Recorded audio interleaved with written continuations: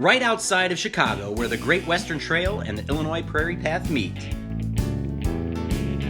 Voted 8th best place to live and 28th best place to raise a family. A town that knows how to have fun. Your secret gem of the western suburbs. Welcome to Villa Park. This is Now You Know with your host, Leslie Allison C.I.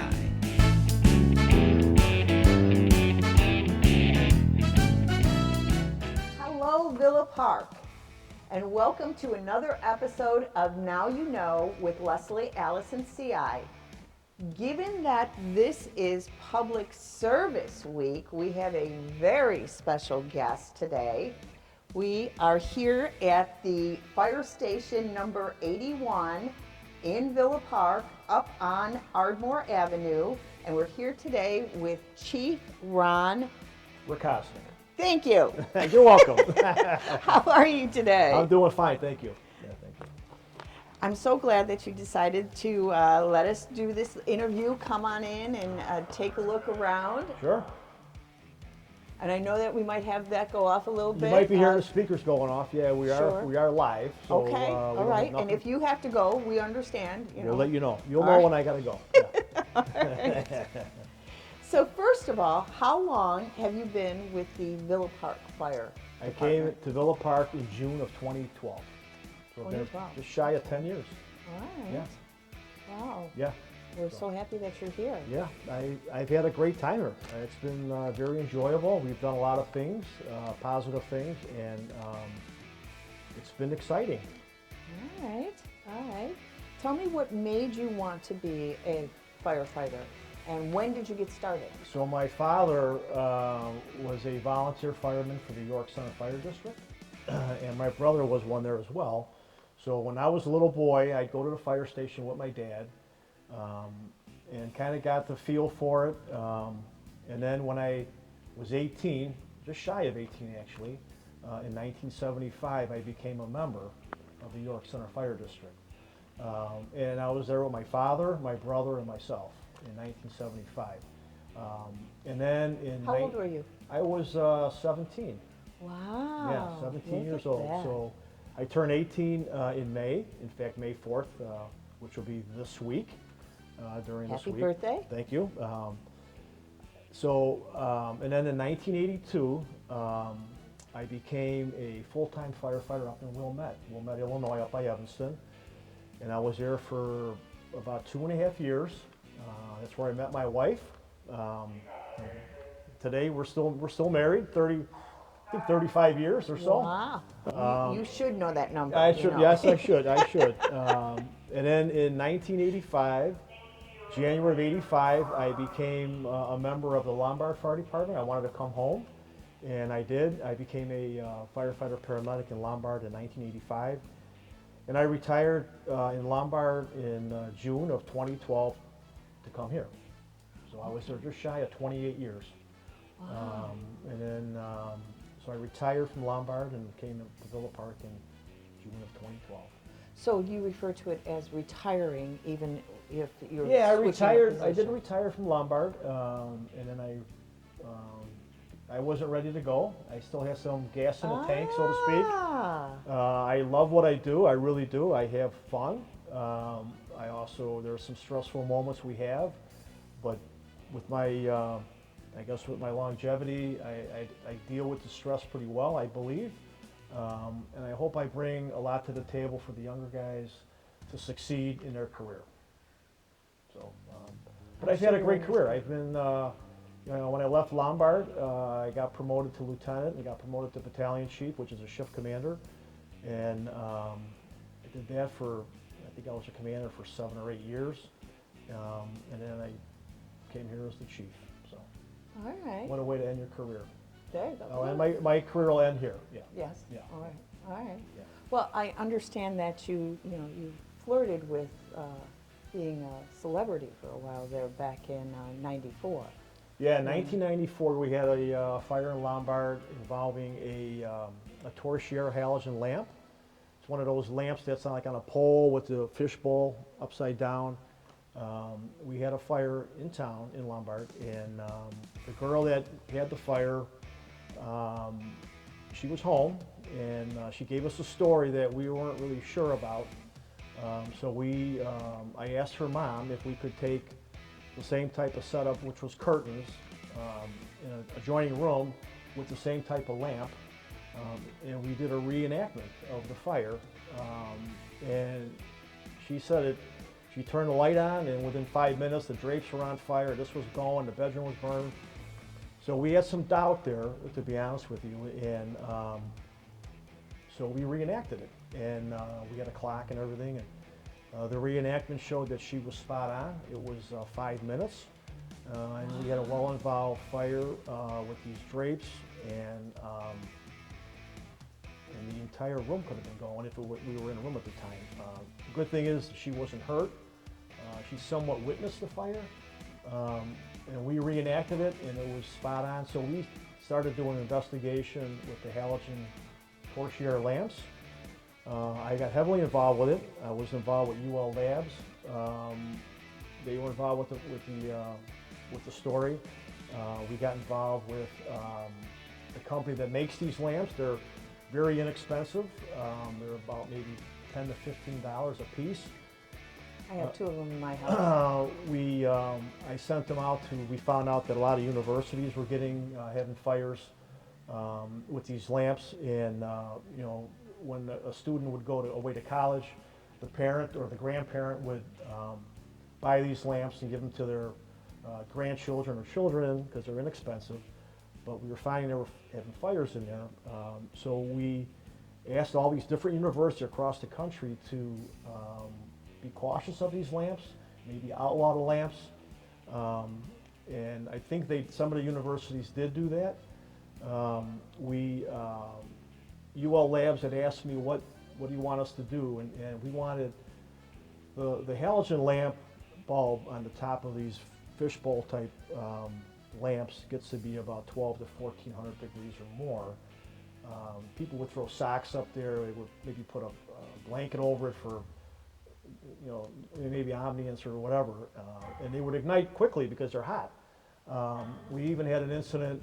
There was an incident in Arizona where the people had a lamp on a timer, and they had a dog in the house, and the dog bumped the cord or bumped the lamp, we're not sure, but the lamp ended up falling onto a couch during the day. Nobody's home, and then it got dark, the timer turns on the lamp is laying into the couch, catches the couch on fire, so on and so forth. So what we asked UL Labs to do, and the manufacturers of these lamps, was to try to reduce the temperature of the lamp, the bulb, try to do a tilt switch on it, so if it did tilt, it would shut off. And then also put labeling on it, how dangerous these lamps are, how they get hot, and then also a protective guard on top to deflect anything that was thrown on it.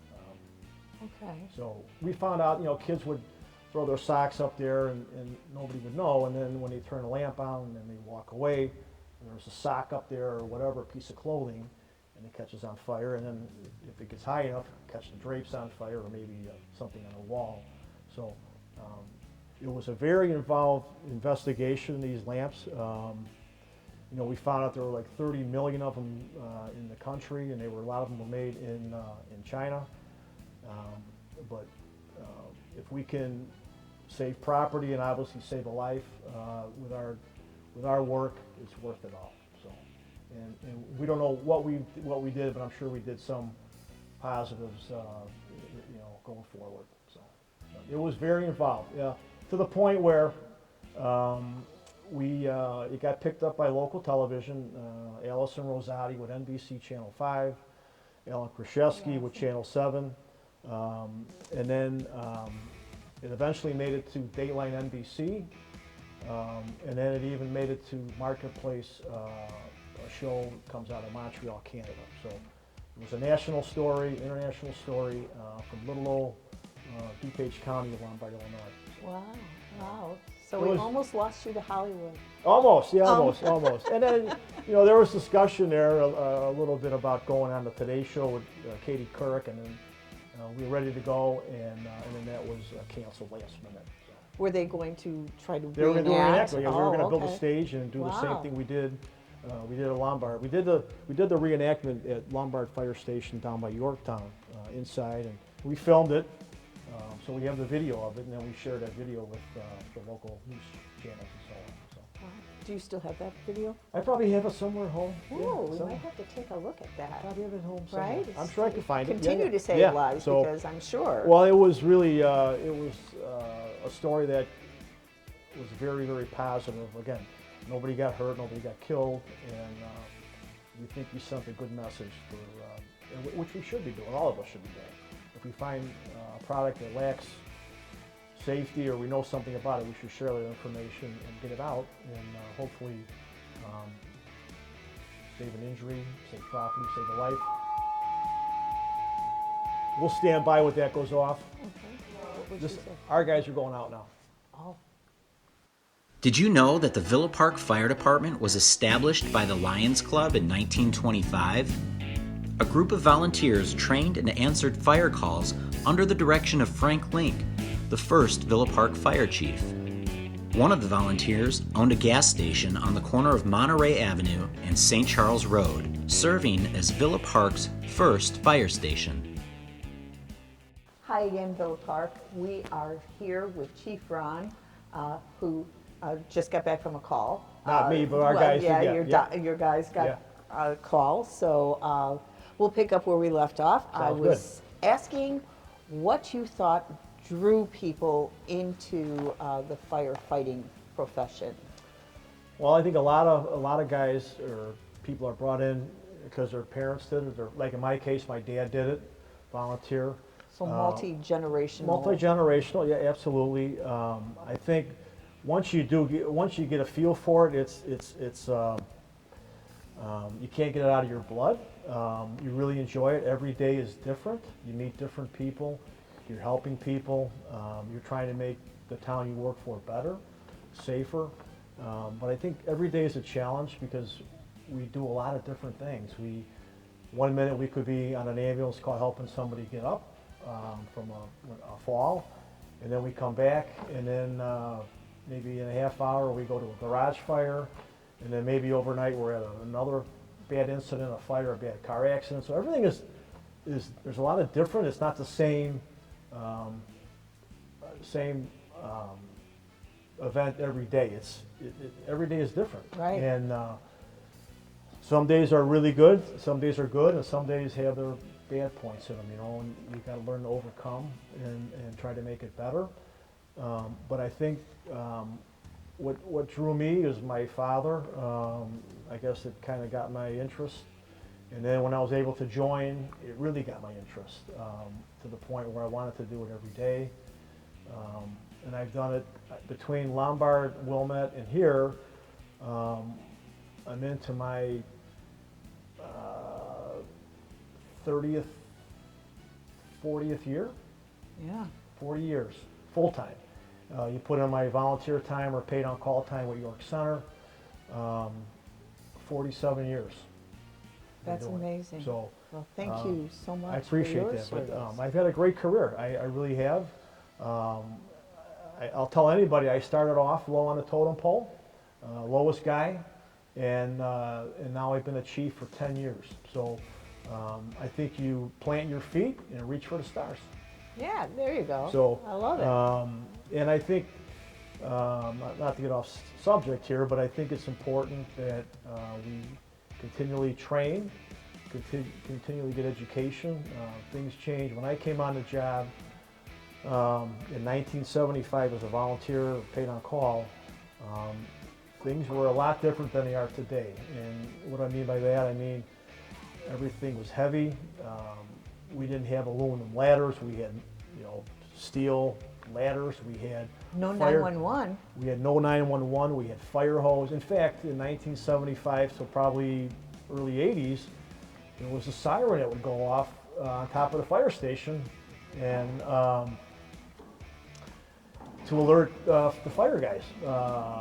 And then they put a radio in your home eventually, and it was like a big big box, and So the siren would go off. it'd go off and it and would ring, the, you know, I think the 13 or firemen 14 in the times. community would know. You'd hear the oh, siren, yeah. You'd hear Okay, the siren. that's how and you go, knew to come to and work. You got to go, yeah. Yeah. Yeah. Wow. And then over time, as time changed, and we got pagers and that type of thing, and the siren was eventually discontinued. And then we went to radios, and then portable radios, and now in a lot of cases, even a cell phone can be alerted.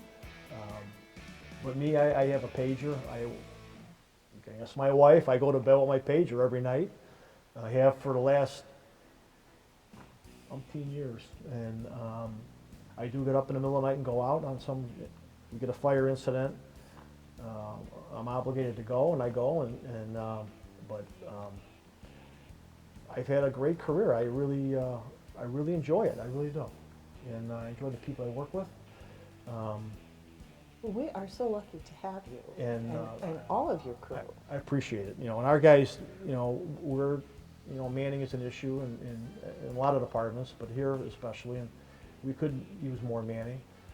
But our guys do a terrific job. They really do. So, That's and I mean wonderful. that sincerely. I really do. There was an incident recently. I was canvassing Yeah. and knocked on the door, and a voice said, "Come in." And I knocked on the door, and the voice said, "Come in." Yeah. And so I walked inside, and there was this elderly gentleman on the floor in like a frozen crunch, like if you were doing crunches. Yeah. Yeah. And I was like, "That doesn't look very comfortable, No. sir." And he said, "If you could just help me up." And I'm looking, and I'm like, I know I can't help Yeah, you right, up. right. So I called 911. Yes. The paramedics came out. The way that they spoke to him, he did not want to go to the hospital. Yeah, that happens quite often. Right. But the way that they talked to him with respect, but firm, Yes. and letting him know this was not their decision. They went ahead, they called the emergency room because the emergency doctor is their boss. That's correct. They get the call to And right, get a so release. Right. if their boss said it was okay to leave him on the floor, then they would have done that. But since their boss said, Yeah, there's more to the story. I mean, how did he get on the floor? Why is he on the floor? Right. Why can't he get up? There's so many Yes. things that he can't answer. So, and he didn't even know, because when I was on 911, they said, "How long has he been there?" Ask him how long he's been down on the floor. He said, "A couple of hours, maybe a couple of days." Yeah. Right, I'm like, this is not Yeah. good. So he obviously needed to go to the hospital. Obviously. Yeah. he But our did. guys are taught. You know, we try to utilize great customer service because they are our customer, but we try to look out for the best of our residents as well as our visitors. You know, and the best thing. And our medics are knowledgeable. They know if the answers aren't good enough. They'll persuade that person to go to the hospital, to be seen by a physician, if it's in their best interest. And it usually is, and it's usually correct. Sure, And if you're okay, then you go home, you know, and now everybody's mindset is. right. So, Ah. so So Make it how a- many fire stations are there in Villa Park? So in Villa Park, we have, hang on just a second. We have two active fire stations. Station 81, which is at 1440 South Ardmore, down by Willowbrook High School, and then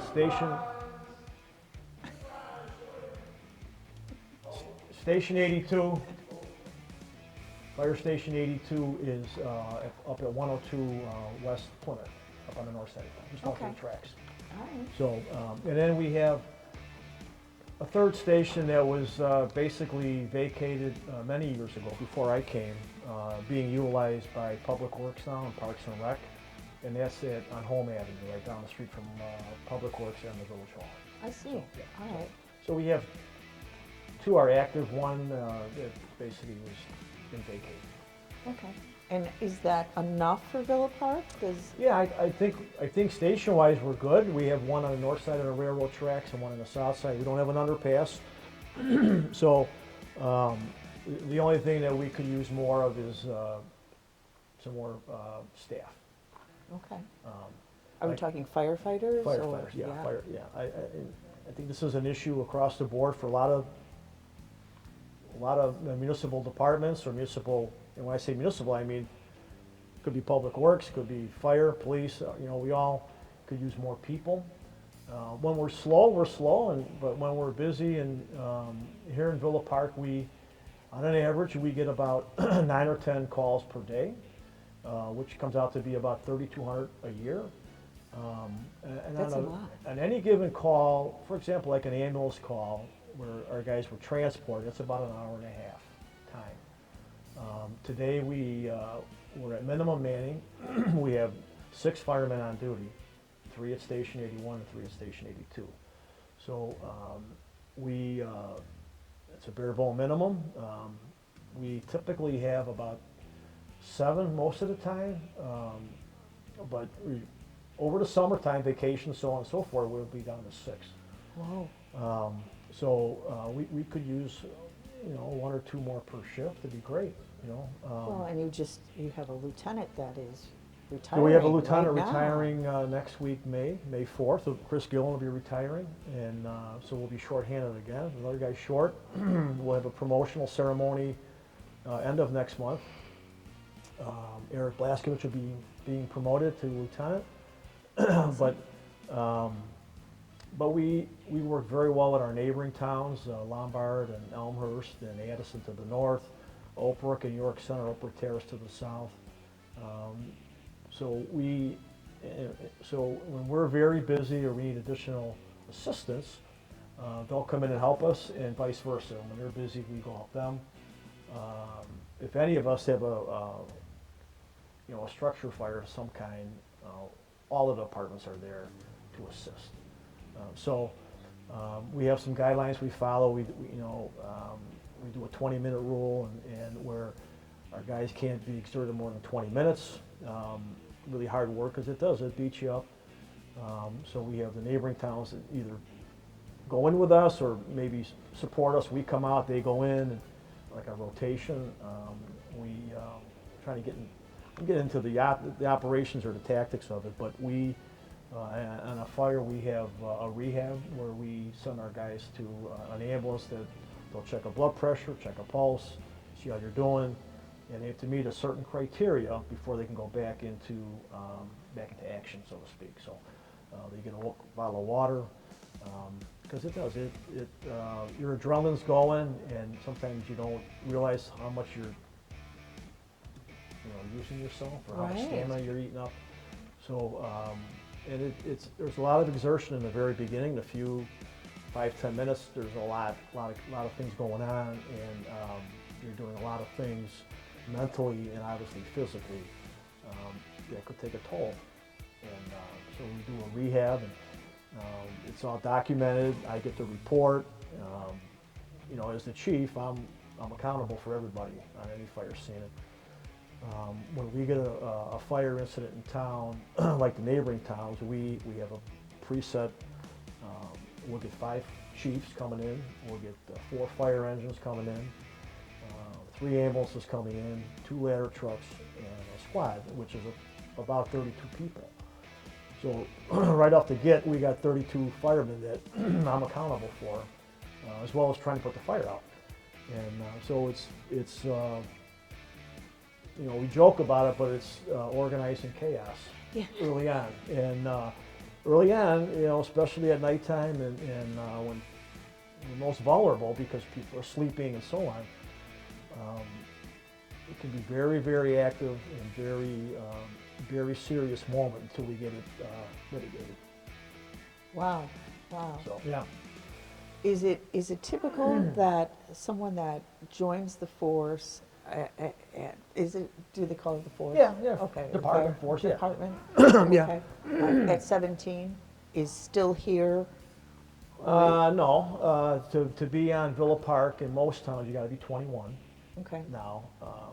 Maybe out in the country or outside of the Chicagoland area, maybe 18 is acceptable. But here, 21. Okay. age 21, yeah. And to be in Villa Park, to take the test and to be hired, you have to be a firefighter paramedic. Got to be a paramedic. So, which paramedics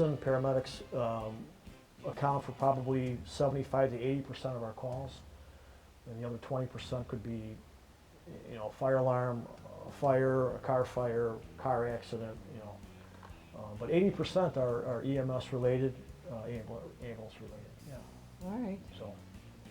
Do you do anything? I know you have Willowbrook right over Yeah. across the field over here. Do you do any type of program with the high We've gone to schoolers, or- Willowbrook High School to do they do I think it's called like a professional day where different types of profession go in.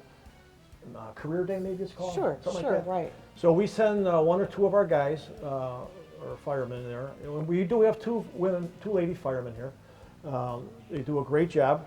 But we send them to Willowbrook on career day, and I think the PD has somebody there, the police department, probably Public Works, maybe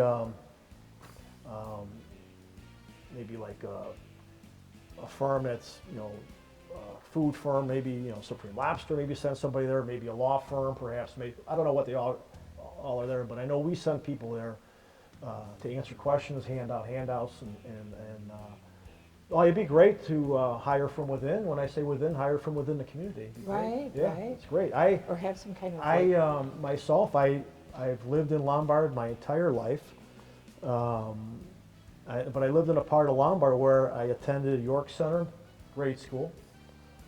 I went to Jackson Junior High at the time, now it's Jackson Middle School, and I graduated from Willowbrook High School, All right. 1975.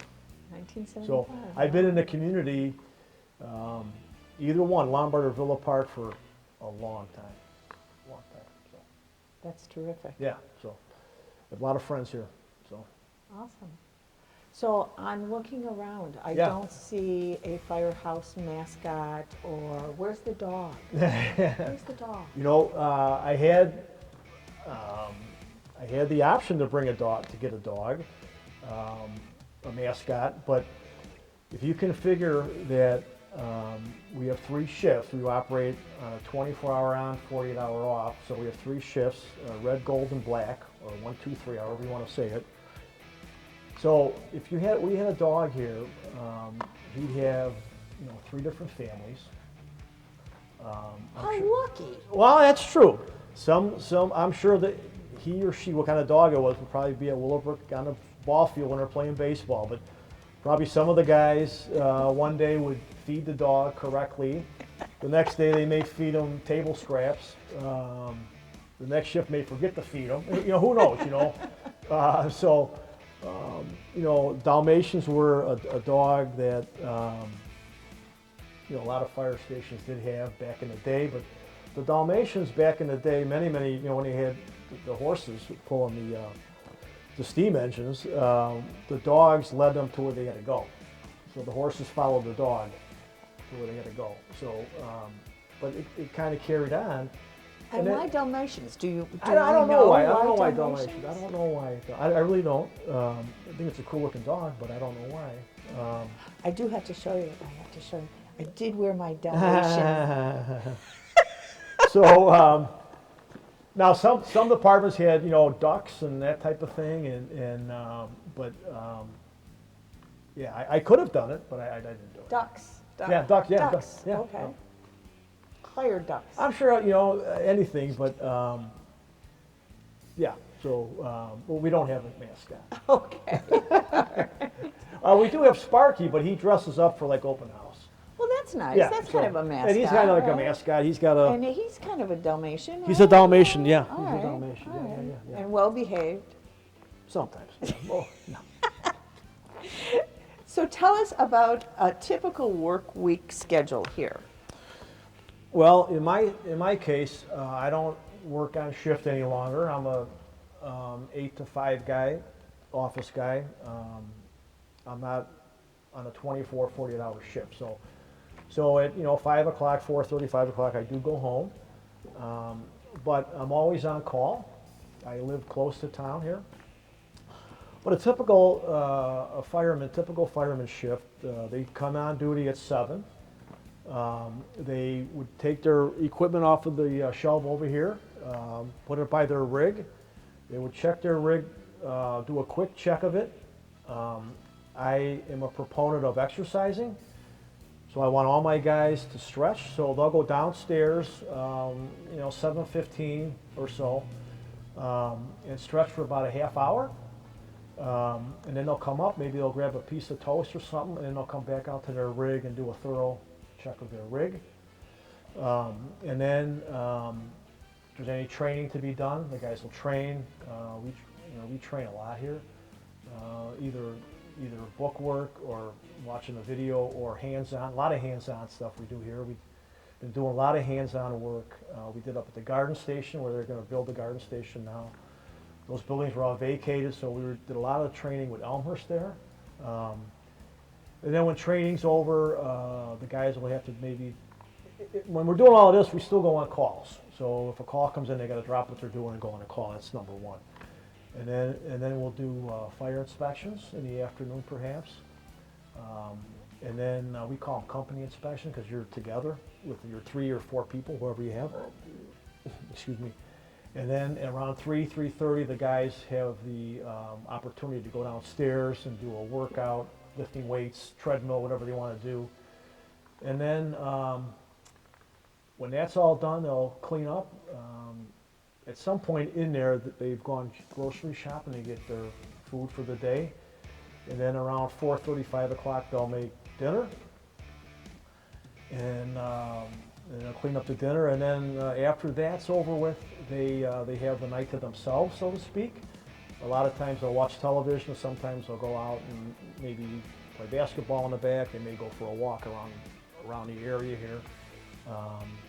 Or maybe do maybe a project, maybe they're going to wash their car or whatever they want to do. Recently we just had a promotional test, so I know some of those guys were studying for the exam. It's pretty much after dinner time is they're on their own. Obviously they have to go on calls. And then around, most of it, I'm not here anymore, but around 9:30, 10 o'clock, they're probably getting ready to call it a night. So they'll go to their bunk, maybe read a little bit, a magazine, and then go to sleep, and get up probably 2 or 3 hours later to go on call. So now that's a good day. Now you throw some calls in there, and things aren't to that schedule, but close. You may not be able to work out because of what happened. You may not be able to read your magazine because of what happened. I tell the guy when I was in Lombard and even here, we have lunchtime scheduled for noon and dinner, 5:36. There's no guarantee though. Right. Based on the calls, and if we get to eat both on time, it's a bonus. If you get to sleep at night. If you get to sleep all night, that's really a bonus. Doesn't happen that often, probably at all anymore. So you're interrupted, but then at 7 a.m. you're done. So you go from 7 a.m. to 7 a.m. and then a new shift comes in, and then you go home or wherever you're going to go. And if you had a bad night, and maybe you go home and take a nap. But that's how it's designed. But again, if you figure 10 runs a day and you divide it in half, 5 and 5, some days we'll get 20 runs, some days we'll get 4, but on an average it's about 9 or 10 a day. Okay. Yeah. So, hope that answered the question. Yes, absolutely. So It's an interesting life. it's an interesting life. It really is. When I was on shift, when I worked in Lombard, I had 3 children. So every third day, my wife would really not make dinner. She would be able to do what they wanted to do. I have 2 daughters and a son, so I know that my wife and my 2 daughters, it would be like movie night for them. Dad's away at work, Okay. and so they would probably make something to eat, and then maybe not a dinner, and then watch a movie together, the 3 of them. But it worked out good for our family. When my wife was a nurse, is a nurse. So she would, when I was off duty, she would be at work. I'd take the kids maybe to either school or preschool at the time. And then when they got to be school level, grammar school level, she ended up being a school nurse. And then I was able to work a part-time job because she'd take them to school and she'd stay there. And when they were off of school for a holiday, she's off. Summer break, they're all off. So it worked out good for our family. We were very blessed. I've been very blessed with my entire career. I really have. Didn't have to move to get this job. I've had a wonderful career. I'm not done, but Good. We don't want you to be done. every day is one day closer, but I'm not done yet. No, no. So, all right, moving on. Yeah. Can you tell us a little bit about any community outreach programs that the department might have with the village? My cousin, Chief Mike, Yeah. with the Cal Park and Cluster Township, likes to say, "You're not needed until you're needed." That's true. A lot of people don't know what we do until they need us. But as far as outreach, I'm a part of Kiwanis, and I just maybe not as active as Hosanna wants me to be, but I am involved. But we go to the senior fairs and do blood pressures and that type of thing. We have. We go to the schools, we do pub ed in the schools. COVID put a little hit to that, but just explaining about, we try to teach the students at a young age, maybe first grade, about matches. Matches are tools, and tools are for adults, and that type of thing, and stop, drop, and roll. Do kids still play with matches, or is it we don't see it. I don't watch what I say. I mean, we don't see it as much. As it's just not like we used to have. But we try to teach the students at an early age with pub ed. And things are just a lot safer, anyways. I mean, but products are safer. But again, matches and this and that, or if you see something, say something. Those types of things. We're in a really interesting environment right now. The world is interesting, but more police side than our side. But we try to educate everybody, not just the students, but we try to teach the students at an early age. And then you see them as they get older, they may not have as many issues as those that weren't educated. And there's probably studies on that, I'm sure there are. But even like in my career, I was involved with a lot of different recall things and doing investigations, and on Mr. Coffee Pots. They were, we had issues in Lombard on them, so we made a point, and then they did recalls on them. But I think it's important that we educate the public, maybe through social media or however, or just a visit, or our webpage. We use the village's website for our webpage. We don't really have a Facebook page. I believe our union does. But we should share those things that are fire-causing things, whatever they may be. It could be a product. It could be anything. But I can tell you this: in my career, it's bad now, but hoarding is an issue, and we try to. People don't like that word, hoarding. So I forgot what I used to call it, but it would be collector. Housekeeping habits, poor housekeeping habits, I guess is what I would say. So, because we find out that, like in the summertime, people will, in their basement, they'll move stuff around, and they'll put it next to the furnace because they're not really using it, but then they forget, come November, they forget to move it away from the furnace, and then the furnace kicks on, in October, November, when the first time you need heat, and could have a basement fire, just by not, these little things, but this is what happens, and I've seen it. So, we always talk about spring cleaning. Yeah, spring cleaning is a good thing, and we should all do it, including me. Well, and I'm going to do a real quick plug here Yeah. for our Villa Park Spring Sweep Yeah, there that's you go. coming up, the electronics.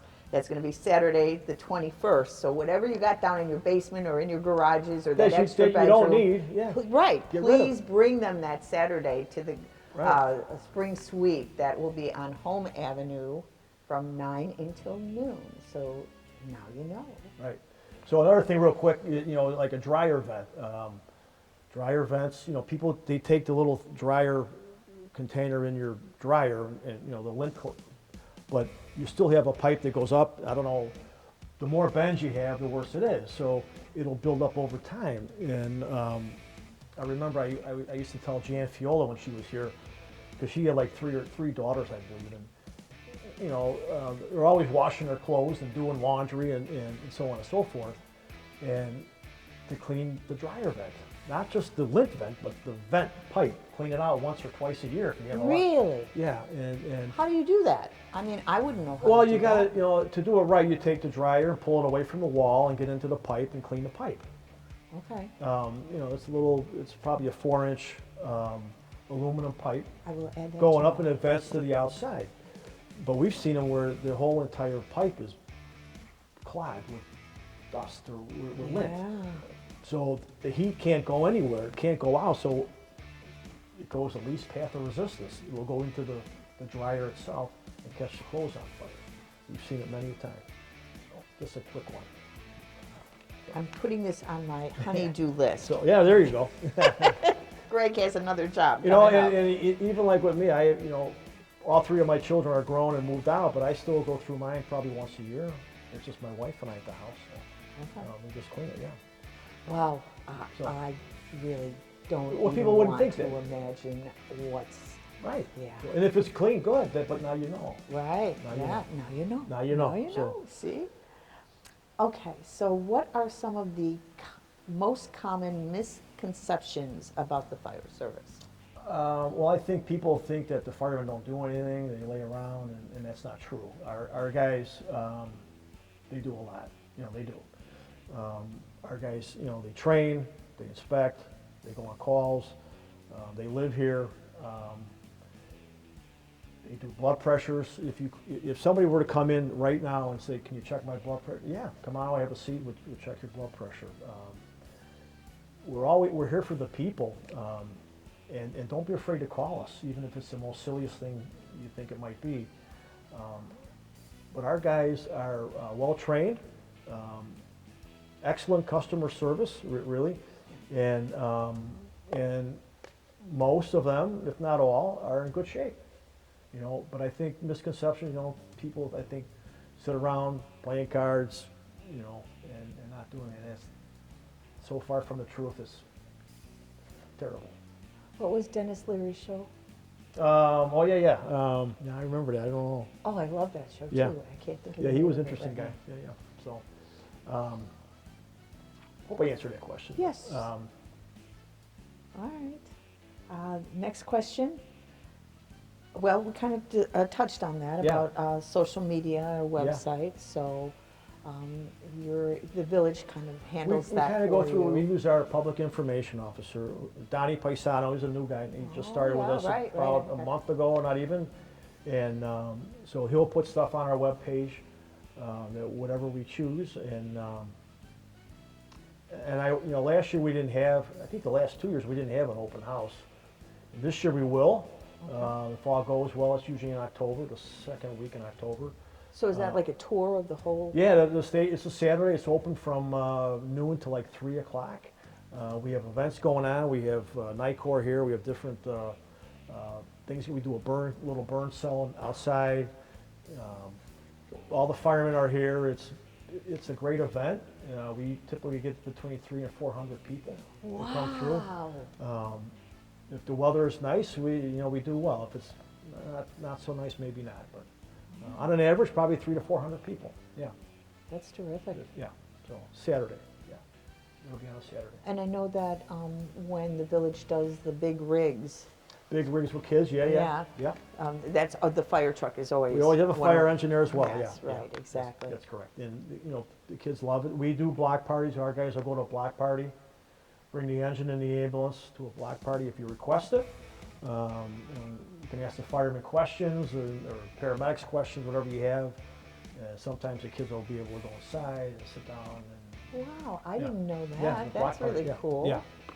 So next block party, make sure you Yeah, reach out just- to Chief Ron. Well, you call the village hall because you have to apply for a permit for a block party. And I think on a block party application, there's a little comment to the bottom. Would you like the fire or police to attend your block party? And you just check that, and then we get a copy of that, and then we schedule our guys to go there. Okay, Yeah, it's a great thing. It really is. that's great Yeah, information. yeah. So Yeah. So does the department have a community risk assessment or plans, programs for certain aspects of the village? we don't have a risk assessment plan. We'd like to have one. It costs some money, but it's something we would like to do, but we haven't done one. Okay, Yeah, so that's on your wish list.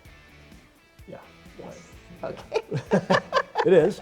However, if we do see a reoccurring type incident, we will definitely take care of it, whatever that may be. Okay. We have, a lot of times we'll have, like in spring cleaning, people will do open burning outside, be burning leaves and trees. Well, that's illegal. We can't do that.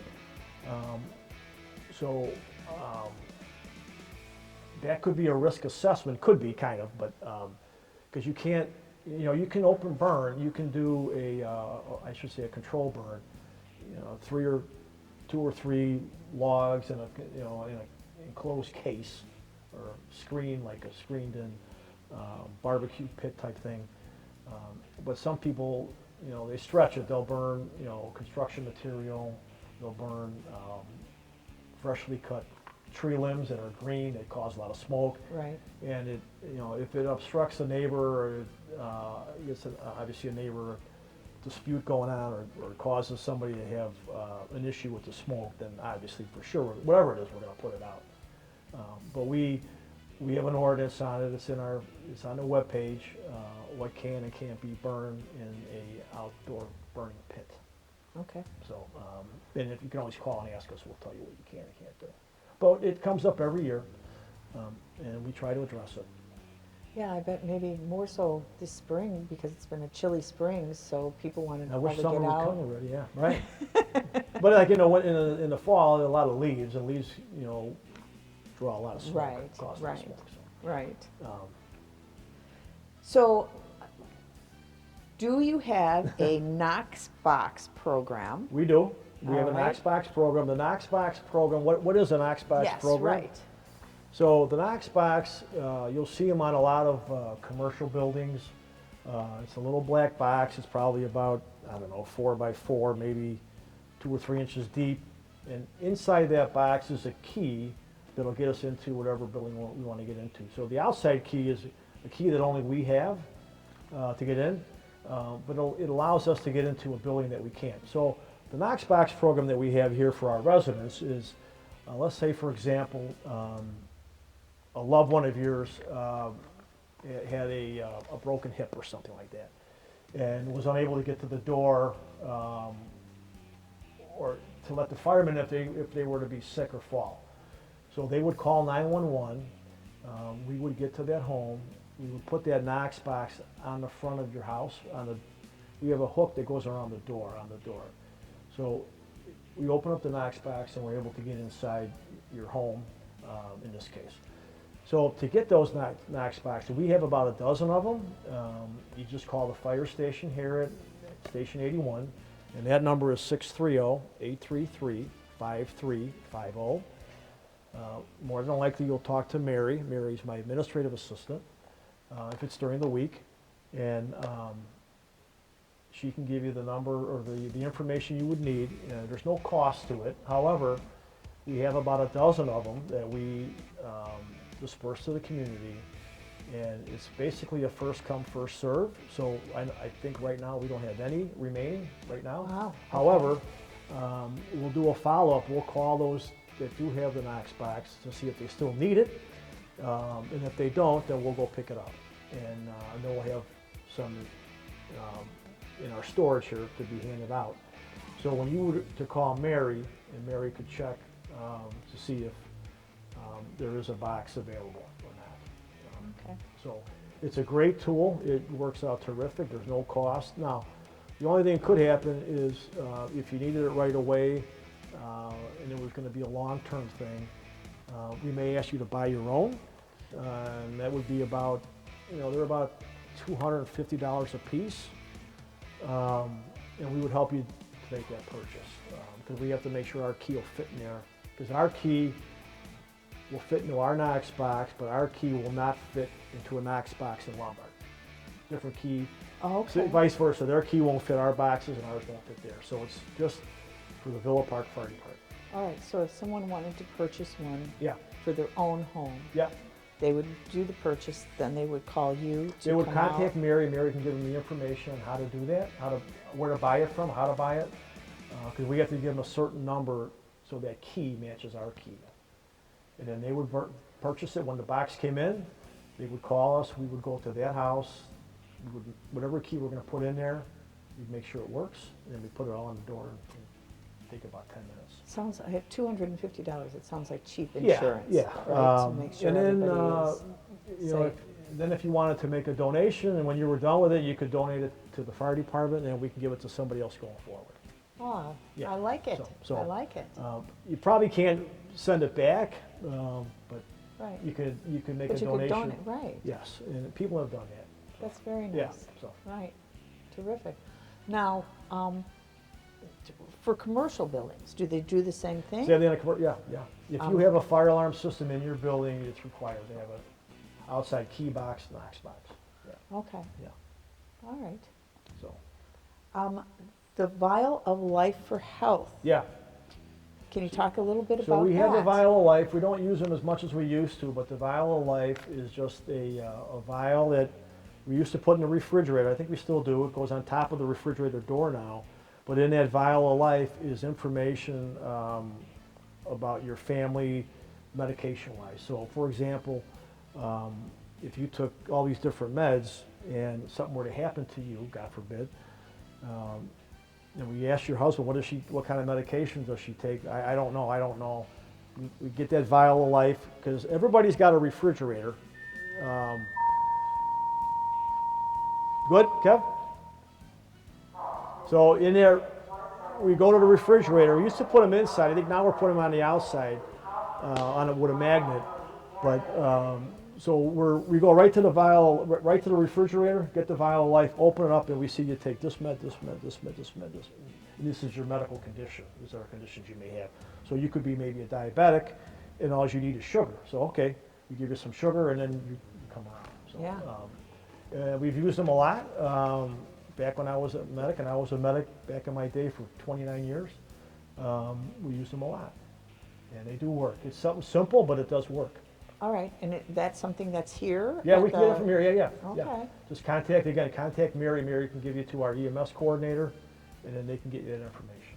Again, with so many seniors, staying in their homes Yes. longer, and families, caretakers, not always being able to be there, boy, this seems like a no-brainer to have one of those. Yeah, let's face it. EMS is a challenge for all the communities out in the burbs and even in the city, and we don't always have the same person watching the elderly people. So the Vial of Life do come in handy for sure. Yeah. Thanks for telling us Yeah. about that. So, And one more. One Tell us more. about CERT. CERT team. Yeah. You know what? We did the fire academy. We had a Citizens Fire Academy here back probably 4 or 5 years ago, and it was well received. Our guys really enjoyed it. We had, I think it was for 7 weeks, every Tuesday night for 7 weeks. I tried to get Anita Padilla to be involved because she lived in town. Yes. And I think she moved out of town now. She did. She did. And she was going to do it, and then we were going to try to do it with Fox News. But in any event, we did the. I think Al Stash was involved with the Citizens Fire Academy, and they were going to help us out. And they did a little bit with paint and hydrants, and if we had a problem with traffic control, like the CERT team does. And And then we didn't do it the following year. I believe at the time was cut out of the budget. Oh, wow. And so then we talked about doing a duo with the police department, fire and police together to do it. And that hasn't. And then we had COVID. COVID hit, and All bets off. all bets are off. Yeah, things changed, and, Right. and we were unable to get any traction going. So, and I think we just forgot about it, to tell you the truth. Well, So maybe it's time to think about it. I think it'd be again. something to think about. Yeah, if we Right. have interest, I think we will do it again. Sure. I feel like Yeah. volunteerism is up here in Villa Park. A lot of So, volunteer. Yeah, I think right? volunteerism is good. This community does very well with volunteerism. I would agree. believe that. We love Villa Park. So you mentioned, you touched a little bit about painting hydrants. I know Yes. years ago, they also had adopt a hydrant Yeah. program. Do you So- think, I love seeing all the different. Well, right, and I would agree when they're painted and they look nice. But that was before I came here. I think Chief Dusky started that program, if I remember correctly, before me. And but there was no plan on follow-up. So you were supposed to re-adopt the hydrant every 3 years, if I remember correctly. And in doing so, you would be obligated to touch up the paint, because the paint started to look bad. And it seemed like they were adopting the hydrants. They had children maybe in grade school. It was kind of a fun thing, the family get out, paint the Right. hydrant. And then the kids got older and maybe lost interest, or maybe they moved. So the hydrant sat there, not being readapted, not being painted, sat there. So then we have to send somebody out from Public Works to paint the hydrant red, because it was looking bad, because it was, painted. And it's unfortunate, because I think they look great. It was a great idea. And then we found out when I was here that you would adopt a hydrant. We had like, I think $900 of paint donated to us from Rust-Oleum. I called up Rust-Oleum, Mary and I called up to Rust-Oleum up in McHenry County. We got them to donate all this paint. So we would give you a little can of paint, red, yellow, blue, green, whatever you wanted. And then we'd even give you a paintbrush, or bring it back. People weren't bringing the stuff back. Then we're trying to track them down. And it got to be a lot of work, a lot of chasing people around to get the stuff back, to give it to somebody else. So we did away with it. Oh, I wonder if there wouldn't be a way like to have the schools get involved, like a classroom, a teacher. Again, you get a classroom in there, and then in 2 years they graduate and they're gone. Right. I think it's nice it'd be nice if you lived at 123 Main Street and you had a hydrant in front of your house. You would take care of that one Your hydrant. That was yeah. your hydrant. You would take care of it, and I mean to the point where you would paint it, adopt it perhaps, paint it. But in the wintertime when the snow fell, covered hydrant, Shovel it you would shovel around it so we could see it. That's part of the adoption process. It seemed like some people were adopting a hydrant that was, a half a mile away. So they were involved with it, and then they lost interest because it wasn't in front of their house. Right.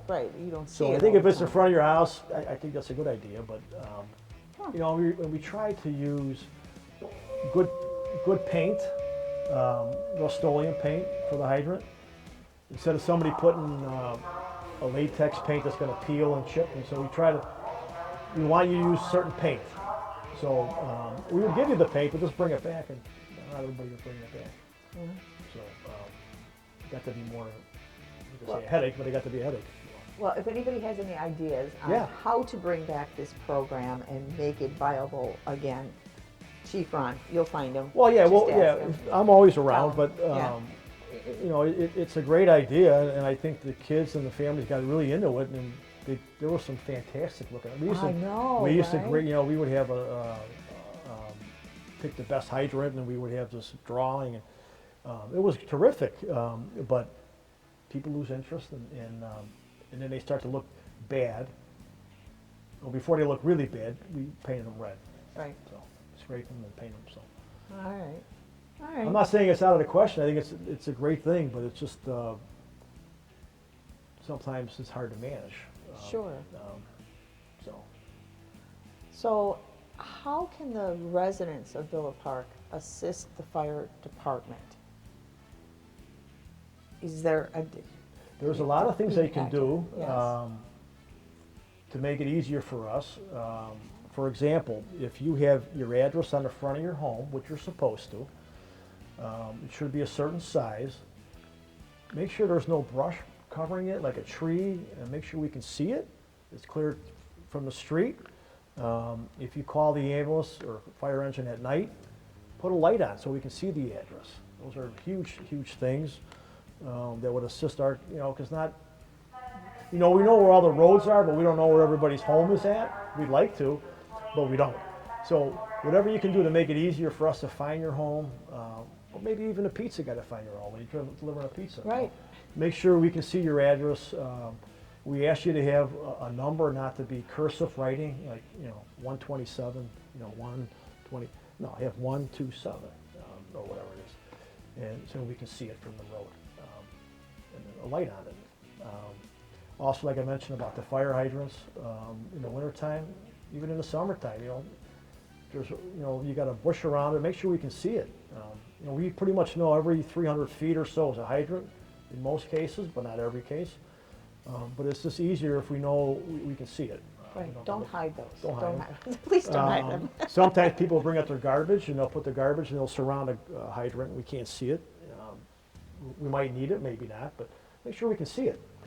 And then, if you see something, say something. If for example, we go to let's just say we had a fire incident and the neighbor knows that they're out of town or they know something that we should know, please share that information with us. Don't, we don't know that they're out of town or they're in town or they have a dog or whatever. We don't know. Yeah. And so we don't know. It's not being nosy, it's being a good neighbor. It's just being a good, and I think nowadays we need to be knowledgeable of what's going on around us, next door, whatever. Be aware of your surroundings. But I think if you know something that you could share with us that would make it easier, please do, whatever that may be. What else? I don't know. I mean, there's a lot of different things. But I know people, we tell, if you have, again, smoke detectors, make sure you check your batteries, make sure that they work, make sure that you, if you have children and you and your wife go out for dinner and you have a babysitter, make sure that the babysitter knows your address in case he or she has to call for the ambulance or the police department. I live at 123 Main Street, Sure, because especially when you're in that moment. Sometimes they may not know, so maybe you write it down and leave it for, they know where your house is at, they know you live there, but they may not know the address. Right. So make sure, or maybe grandma or grandpa are babysitting for whatever reason at the house, make sure that they know what the address is, or who, pretty much 911 is across the board, not everywhere, but most places. But at least know that information. Something simple, but they should know it. Right, and every second counts when we're talking Every second counts. Every second counts. That's correct. Yeah. It does. So how do you see fire service duties evolving in the future? I mean, things have certainly changed. We talked about that since you started, even since you started here, I would imagine. It's a great question. I think see your one vehicle is tethered. Yeah, we've got it. Well, a lot of things are, computer driven. Every car that we have, or like even in the fire engine, we have a computer in there. And in that computer, when a call comes in, that computer jumps out and it says 123 Main Street. It'll show us how to get there. It'll show us where the hydrants are at. It's all laid out. So obviously technology is a big one for us. I think someday, I can't predict the future, but maybe someday we'll have a robot go in. Wouldn't that be something? So you hate to take away a job from somebody, but you still got to get them there. But I mean, you may see that someday. I mean, our biggest challenges right now are EMS. That's our biggest challenges. I think fire-wise, early in my career, we went on a lot more fires than we do now. I think people are more cognizant of fires. I think people are better educated. Products are made different. Things are safer. People have smoke detectors. I mean, everything is better and lighter. And I think just the education that we do, products are built better safety-wise. People, they don't. I mentioned Mr. Coffee years ago. They were shorting out, and so there was a recall on them. But I was involved with that a little bit.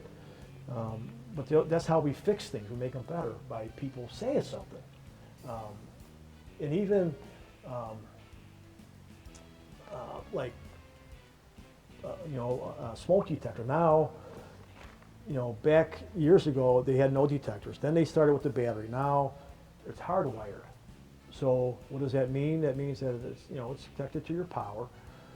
There's a battery in there too, because in case you lose power, they'll still go off. But they're all connected. So if you live in a 2-story home and you're up in your bedroom and something happens in the basement, all of those detectors beep, not just the one in the basement. Which like may years or may ago. not, right, yeah. So they beep. And then some have a light on it, so because some people are hard of hearing, so they'll flash with a light, so you know. So these are all things that we've learned in the past to make better, and we have. We've made them better. But still not perfect. But early detection is key, and because early detection is early extinguishment, and it's truly true. It really is, and we teach the kids in the school the EDITH drill, EDITH, exit drill in the home. So something goes off, and you get out, and it's 1 in the morning. Okay, you don't just run around. We're going to meet at Mrs. Murphy's house across the street by the tree, and then so we go to the tree. Dad goes to the tree, and okay, we have mom and dad and 5 kids. We're all here. We pull up, Chief, just so you know, we're all out of the house. We're all out. That changed our whole tactical thing. It gets us to go in and go to the fire instead of looking for, God forbid, a person in there. And that's number one, is get our people out. And when I say that, if we know somebody's in there, we may take more chances than maybe we should. But we're going to do everything we can to get him or her out. Villa Park will be right back after this.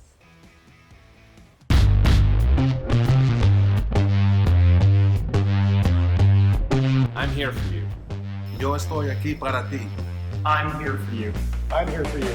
I'm here for you. I'm here for you. We are all here for you.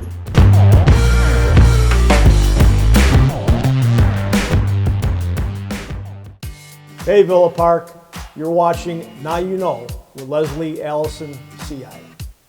Welcome back, Villa Park. We are here today at the Villa Park Fire Department 81, Fire Station. Station 81. Station 81, with Chief Ron. Great to be here.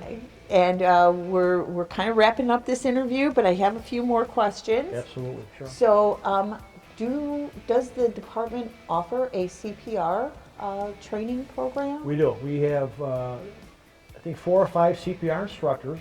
If anybody's interested in getting CPR certified, they can contact Mary at 630-833-5350, and she can schedule you to be CPR certified with our CPR instructor. How long will that take? It depends on how. I think they try to get more than a few people together, so it's not just one-on-one. It'll be one on maybe 5. So maybe if you have a neighbor or you have a friend that wanted to be CPR certified, more than one is better. Okay. And then they can get in here and get it done. It goes rather quickly. I think some of it's done at home, and then some of it's done here. Okay. So, yeah. All right. So an 8-hour class, or probably 8 hours. Yeah. Okay. Yeah. All right. Probably a good guess. Yeah. Now, is staff in the village, are they all trained in CPR? All of our firefighters here, we have 24 on shift, are all certified firefighters and certified paramedics. So obviously, yeah, well educated. Our guys are well educated, yeah. All right. Yep. Awesome. Very good. So I have a scenario for you. Okay? So here you go. You put me on the spot. I am putting you on the spot. That's all right. All right. You can blame this on my cousin. Okay. Okay. I haven't met him yet, but I will. Oh, he's coming for you, Mike. Watch out. So, car fire Yeah, next to a propane tank, okay. next to a hoarder's house. The garage just caught on fire. What's the best way to tackle this? Make sure everybody's out of the house first, or garage. All right. Make sure they're out. I would say the car's on fire. Is it movable? Can we move it? If we can move the car away from the propane tank. But before you do anything, call 911 and get the firemen coming. And then if you want to try to move the car, put the car in neutral, push it if you can, get away from the propane tank. And if for some reason you can't, then just get away from it and keep everybody else away from it and let the professionals deal with it. And then when you get there, what do you do in a situation like that? We're probably going to activate some hand lines and try to put the fire out as well as cool the propane tank down. Okay. Put shooting water on it, yeah. All right. I'm assuming this is like a, Well, here, like we say it a lot. Nightmare. When the fire goes out, everything gets better, and so get the fire out if you can. But again, a propane tank is very serious. It can cause a lot of damage. Again, I don't know how close the propane tank is. You're giving me I don't know, a lot of what ifs you there. get to decide. But I would say get everybody out. Call 911. Get everybody out of the house or garage, wherever you're at. If you can move the car, which is on fire, away from the propane tank, please do. If you can't, then just stay away and keep everybody else away. Okay. All right. Yeah. So a couple of personal questions. Go ahead. Yeah. Now we're going to get personal. All right. It's okay. So you were talking earlier about, you have dinner time, Yeah. usually around 5:36, you said? Yeah, around there, Pretty right? good guess, right. And that you prepare the food here. Mhm. So I'm assuming you all take turns. Again, I'm not on shift Run anymore, I'm not on right? shift Yeah. anymore. But these guys are good cooks. Years ago, probably 10, 12 years ago, they had a firehouse cookbook that different departments shared their recipes, and somebody put a book together. And I know that's probably in the station somewhere. But these guys, I can tell you, I can't speak much here because I don't eat dinner here, but when I was in Lombard, the guys that would cook, and I had a good cook with me because every year he'd make me a birthday cake, and it was really fabulous. But before they would try a recipe at home, they would try it here, and they would maybe experiment here with it before they brought it home to their families. So, Kev, we're still good. So. So you get a lot of different type of food, but I got to tell you, they're all good cooks. I was not a cook. I was not the cook. I always seemed like I was like the lieutenant. KP or? Well, I would help clean up. Yeah, I would do the kitchen patrol. Yeah. But of course we'd help clean up because the cook would cook, and then he'd be sitting down and relaxing, hopefully, and then the guys would clean up. Of course, that's how it should be. Yeah. So. But I had a lot of good meals. I remember my cook in Lombard, I'll mention his first name, Frank, and he knows because he even brought, when I came here, he brought stuff over here that I liked that he made, like his pasta salad. It was excellent. But he would make me every birthday until he got shifted from me, pineapple upside down cake for my birthday. Oh, So wow. we would have the birthday cake on the table, the kitchen table, and around 7 o'clock we'd make a big pot of coffee. And we'd sit around the table, and over there we had more manning. 7 or 8 guys would be together, and then we'd drink coffee and eat the cake and probably tell lies. I don't know. But those are things I remember. They were fabulous. They were good times. But they're all good cooks. They really are. Okay. But now today, one of our guys is retiring next week, so his lovely wife, Stephanie, brought in had Maggiano's catered lunch.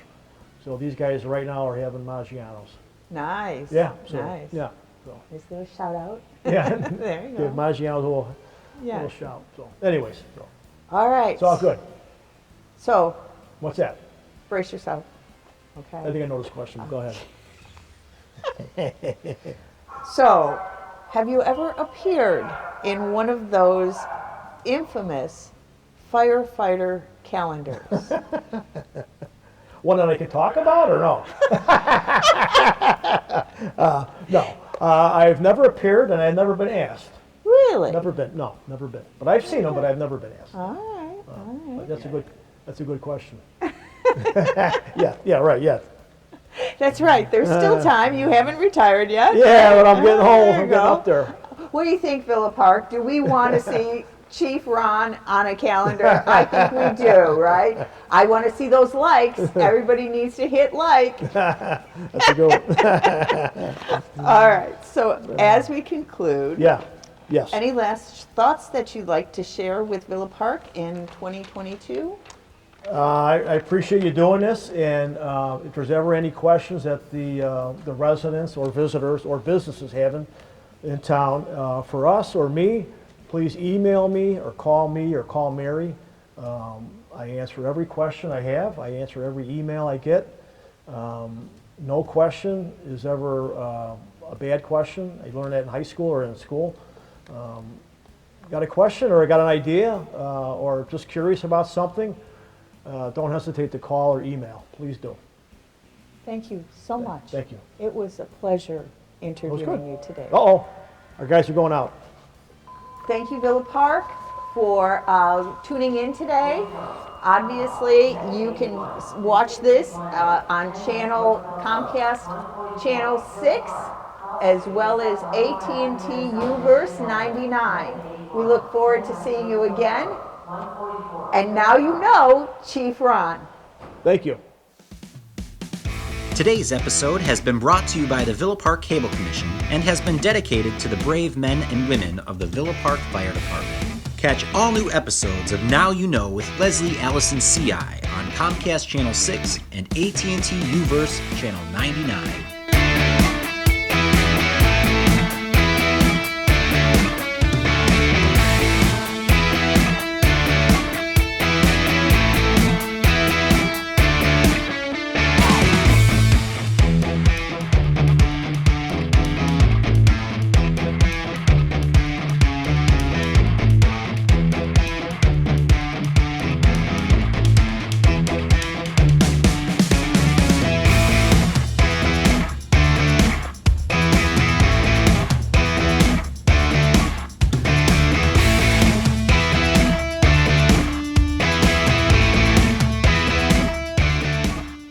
So, Chief, as you know, once you complete your interview, we give you the chance now to turn around and tag the next person that we should know about.